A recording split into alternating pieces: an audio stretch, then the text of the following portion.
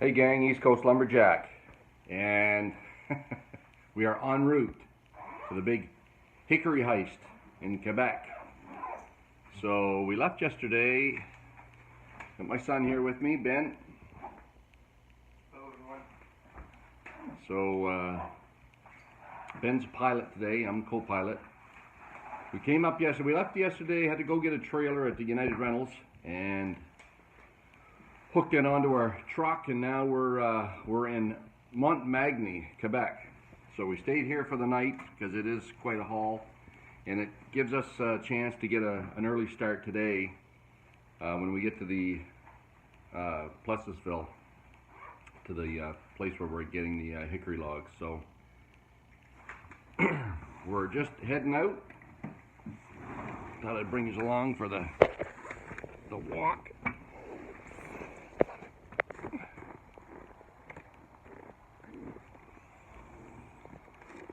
And she's a balmy minus 21 today. So, stayed at a little hotel here last night. Grabbed some supper at a restaurant in town. Had a nice little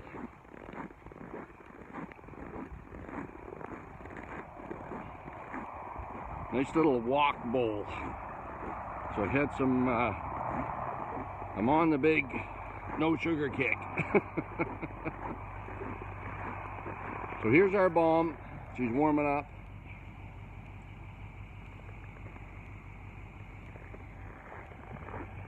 We're boring it from the largest beef farm in the Maritimes.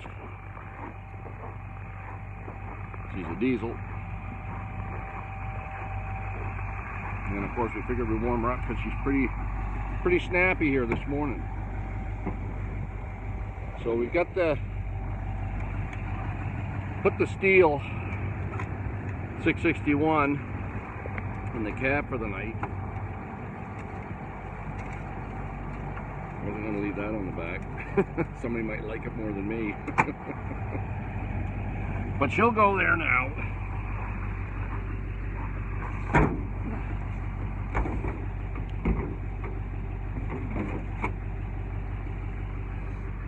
So we've got a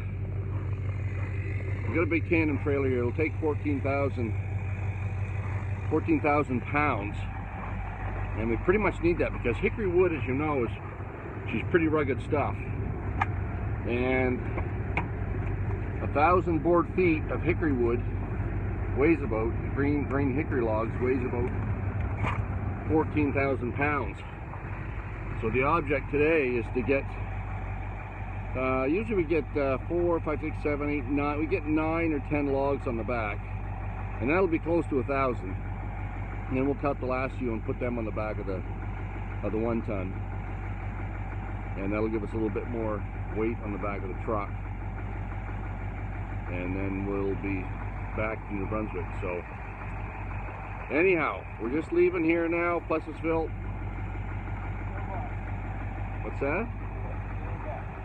Yeah, we're leaving Montmagny for Plessisville, so yeah. I'm co-pilot, so I'm just gonna sit in here and wait for the captain of the ship to come and try to make our way out through here. There's she's a big bomb, big enough rig, and someone last night didn't know how to park. And we had to creep between the back of their car and some shrubbery along the side of the hotel here, and we could barely squeeze in, but there was lots of room back here. And the other thing I did on this trip, I took my I have a racing saw, as you guys know, the steel 880, and the mastermind behind that rig is out here. Actually, he lives right here in this town we stayed in, so we were able to get him the hot saw so that he can fine-tune it. So we're hoping that this summer she's really going to put out. I mean, it's a good little saw, it runs good, we've done well with it, but it needs a little tune-up. It's been 10 years since he built it, and it has a little hesitation at the start when you first start it, when you're racing. So if something like that happens, the best thing to do is take it right back to the creator, and he'll get it honed right in. So that's what we're. Oh yeah. Those are my cutting boots. We left them in the truck all night, and I'll be wearing them when we get there because I'll be. Don't have to cut a lot of the logs, but we. And I'm going to show you. We're gonna do the video there so that you can see how we roll the logs, check the bark, because remember, bark doesn't lie. And we'll check it to see. We'll take the best. I think there's about 20 logs there, and I want the best dozen out of them. So what we're looking for, remember, is wide sapwood and smaller heartwood. Although actually I've got a lot of orders for heartwood handles right now, and they are beautiful. Hickory heartwood is beautiful. About 3 inches of white around the outside for sapwood, and then of course we're going to look at the bark and make sure the bark is straight. You want to watch for that spiral, because a lot of times you'll see that spiral wood. So when we get there, we'll keep you with us here along the start of the journey, and then I'll be back with you, and I'm gonna try to tie these flipping videos together somehow. You'll learn how to do this. But the first big hurdle for today is right here.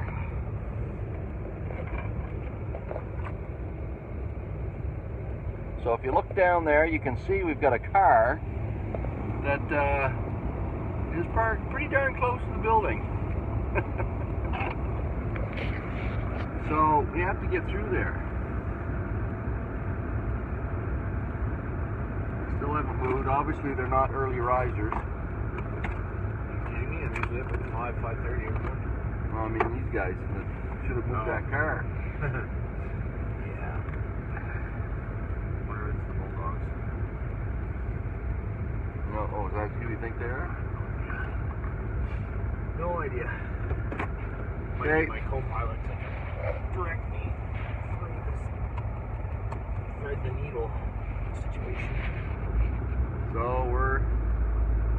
we can squeeze through here, we can squeeze through anything.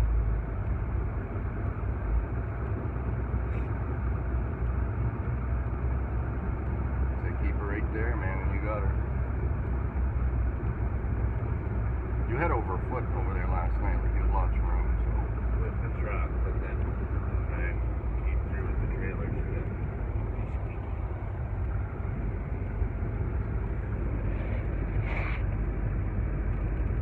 lots of room.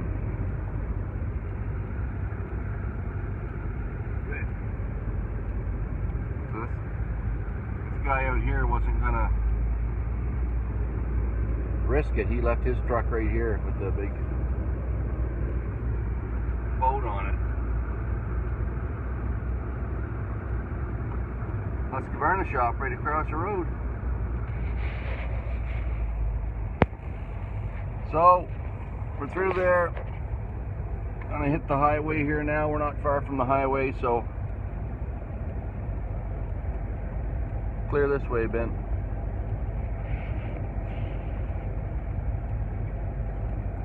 Bit of a roundabout here. Still clear.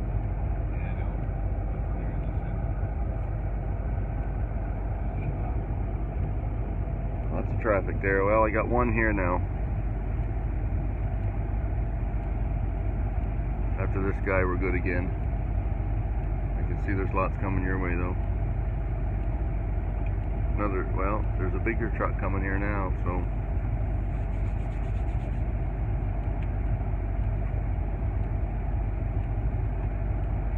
After these two, you see one in here?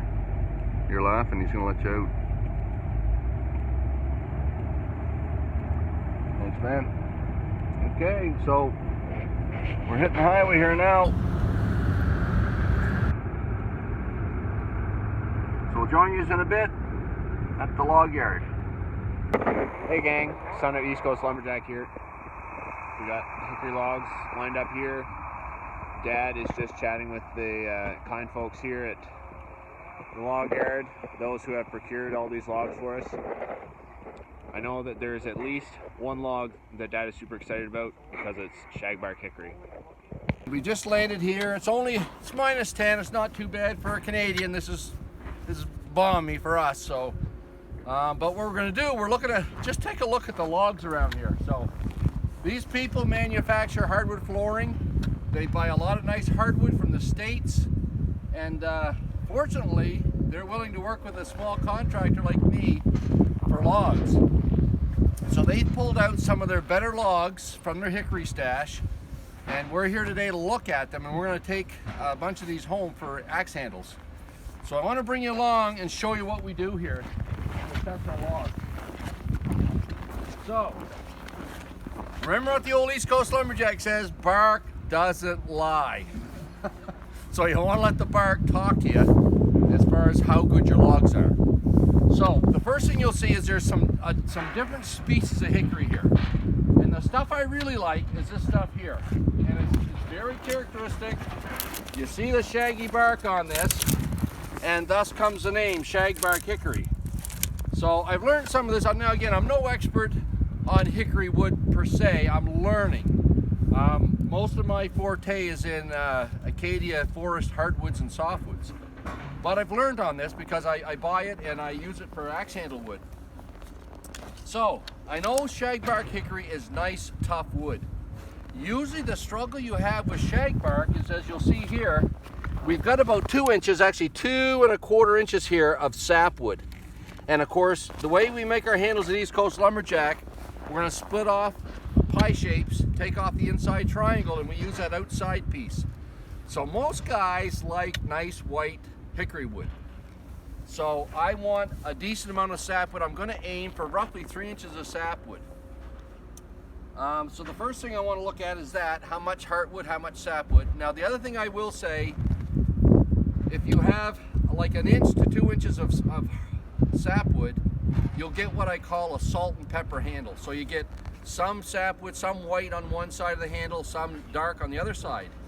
And we know, just go back through my YouTube videos, I do something on that. It doesn't cause a problem with the handle. The issue with that kind of a handle is far more aesthetics than it is how the handle performs.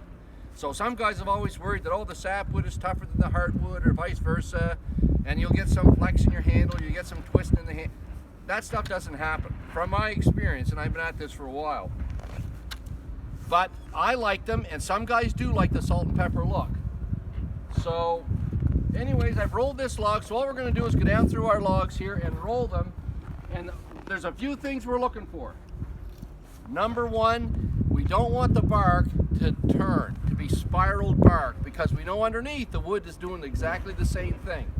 So this log here, we've marked it down all ready to take, because number one, we've got 2 1/2 inches of sapwood. It's shagbark, which I like. I know shagbark's a tough wood. It is nice and straight, and it's a 13-foot log. So I know I can get 4 pieces out of this, 3 3-foots, and then one that's going to be 4 foot. So because it's a 13-foot log. So we can get a fair bit out of it. There's no big sweep. There's a little bit of sweep down here, but see, when I cut me 4 foot out of that, most of those are going to be straight. Even though you can see there's a little bit of a sweep right here, because I'm cutting that in the lengths I am, we're going to get through that. So that's a shagbark, and we've got it. Now, the next couple, I've never seen this bark before in a hickory. So there's a couple, if I see, actually this one here, this here is a pig nut. I'm pretty sure of that. And pig nut is a snapping, tough, stinking log. Now, it's very big. There might be almost a couple hundred board feet in this. There's a lot of sapwood. We've got at least 2 to 3 inches of sapwood. But you see the big butt flare, okay? So it really does, it flares a lot at the base. And I've split this out enough at home. This is akin to yellow birch. And if you've seen my YouTube video of trying to split the yellow birch, I fought with the yellow birch log, a 3-foot log, for half an hour to get it split. And I know from experience, this puppy here is going to split the same way. So what I'm going to do is I'm going to leave this for now and check the rest of my logs, and if I can find a better one, I'll leave this. But if I get desperate and I actually can't find better logs down here, although there is some nice looking wood here, I may come back and take this one just because there's a lot of wood in it. So I'm not sure what this one is. So again, this one here I'm pretty sure is pig nut. This might be bitter nut, because I don't think I've had bitter nut before. It's a little bit flaky bark on the outside. It does have, it's kind of close here on my sapwood. There's not quite enough. It's fairly short. The other problem with this log is it's only 8 foot long. Okay, so if I'm taking 3 foot pieces, I'm going to get 2 out of this, and then I'm going to have at least 2 feet of waste. So unfortunately, even though this is not a bad looking log, it's straight, I don't see any problems in it, I'm going to lose on my lengths of my logs. Now I could get 2 4-footers out of that, but again, I'm taking 2 extra feet that I'm not sure what I'm going to do with. So these 2 we're going to leave for now. So we've been here at the log yard for about an hour looking at these logs, and some of these logs have issues. They have issues. So when I first started talking, I said, if I have to, I'll come back and take some of these logs up here. Well, I've come back and I've taken some. Because now the one thing I will tell you, you want to stay in the 12-inch to 16-inch top diameter for a log. You're going to get the best bang for your buck out of those logs. If you're making axe handles out of the outside of the log, the bigger the log, the more expensive it gets, but basically you're paying for all that waste because the middle part of your log you're throwing out. So one thing I did realize on this trip is I'm going to steer away from the big logs. So I've gone back and taken some of these smaller logs because for the price I'm going to get a lot more handles out of it. So we're going to go down and look at these last few big logs. The other issue we have is once we get home, we've got to get these logs off the trailer by hand. And there's just me and Ben. No mechanics. So these logs down here, these guys here have got about almost 200 board feet in them a piece. They're an expensive log, and the problem is they're going to throw a lot of it out. So we're going to look at the 3 of them. We've got these 3 picked out here. I've got a turf one because and I think it's going to be that one. It's quite large. Straight bark. So this one looks like a bitter nut. The bark on it's pretty straight. This one here is a little bit smaller, and I like the look of it because I can manhandle it better. But this one has got spiral bark. I can see right here. It's got spiral bark. So actually, I think what we'll do. Well, this one here is the big one. It's fairly straight bark. But I like it. It looks like it's shag bark, actually. So I think I might take that one and skip these 2 here. Maybe I skip that one. This one gets tough, trying to figure out what you want. This one is, yeah, let's skip this one.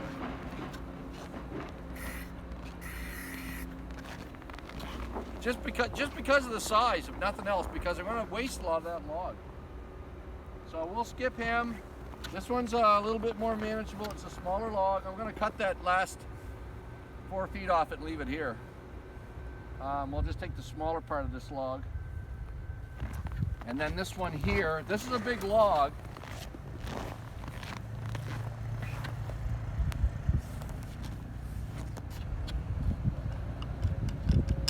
This one's iffy. I might leave this one too. Again, just because there's so much waste in it. So I think I'll take the smaller one because I'm going to get more bang for my buck. And leave these 2 big ones. They can make a lot more hardwood out of it here than I can. So probably kick myself for not taking this log. This one's a question mark. 404. So we'll see. We'll take everything else. That's about 1,000 board feet I've got now. But the smaller ones are the nice ones. So anyways, I hope you learned a little bit about what's good and bad in logs. Again, for handlewood, you want to stay between 12 inches and 16 inches. The big ones are just so hard to handle and you got a lot of waste. So that's advice from the old East Coast Lumberjack. You can stick that in your hat, take it down the waste. I think that's it. What do you think, Ben? Is that good enough for the load? 2 thumbs up. Yeah, so now the trick is, for now, most of these logs are only 8 to 12 foot long, and we've got a 14-foot trailer. We've got to get these logs on it and try to balance the weight. So the next big challenge is going to be loading this trailer. So we'll cut back and show you the load just before we leave.